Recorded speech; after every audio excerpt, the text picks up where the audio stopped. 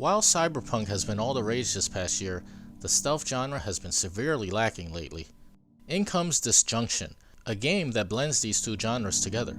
All the hallmarks are here. A story set in a dystopian future where rampant drug use is crippling the city, cybernetic enhanced humans and gadgets, and an oddly relaxing soundtrack reminiscent of Blade Runner. While the stealth elements have you hiding behind boxes and pillars as you try to stay in the shadows, avoiding the line of sight of enemies.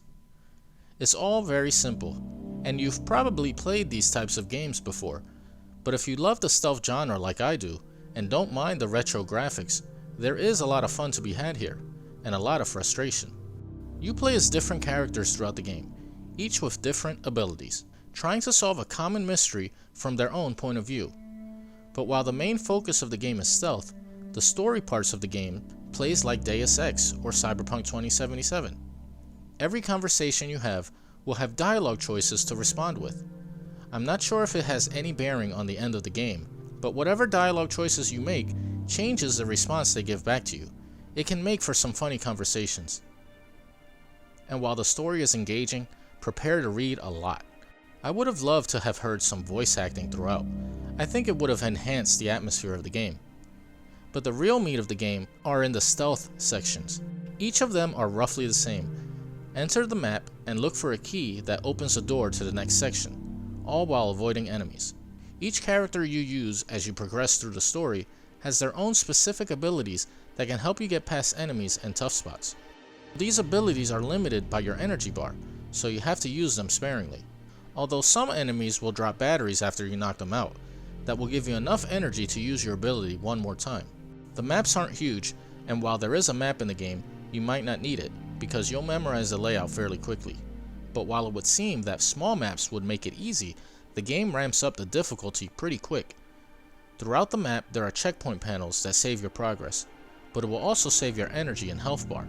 So if you're low on health or energy, you'll stay that way until you beat the level or find a health pack. It's possible to beat a level without being seen, but this can make it much more challenging. You can also go in there guns blazing like you're playing Hotline Miami, but I wouldn't recommend it. The gun reloads slowly and the enemies are powerful. A few hits and you're done. And since the checkpoints are few, restarting means doing much of the map all over again, and again, and again. There isn't any variety in the enemies' movements, so it can become formulaic in how you defeat them, and the level can become repetitive. Especially when you hit a frustrating choke point where it seems impossible to pass without being seen. Repeating sections of the map can get annoying, especially if your health and energy bar is low. But this is usually how most stealth games go, and while the AI is very basic, the game still manages to be challenging. Although had it not been for the setting and the story it sets up, I might not be as eager to beat the stealth sections. And even then, the other parts of the world during the story sections are just bare. There's nothing to really interact with other than the main objects to progress the story. There's a part where you play as a retired boxer, and he has a boxing bag in the locker room. I thought it would be fun to try and box a little, but nope, you can't interact with it. Little touches of interactivity like that could have brought me into the world a little more. The most we get are colored text during dialogues that describe more of the world when you hover over it with the cursor. Disjunction builds a very cool looking world and has an interesting story, but doesn't build on it within the game. Everything feels very basic, even the stealth. While there are gadgets you can use to progress, I would have loved if they would have taken it a step further and have the maps and settings be more interactive. Maybe with a bigger budget, they could have fleshed out the world a little more. Disjunction is a good game that could have been much more with a bigger budget and more ambition. But what it does well, and tells an interesting story that will keep you motivated past some of the more frustrating stealth sections. If you like the stealth genre and want something new to play, I'd recommend it. Just don't expect it to break new grounds.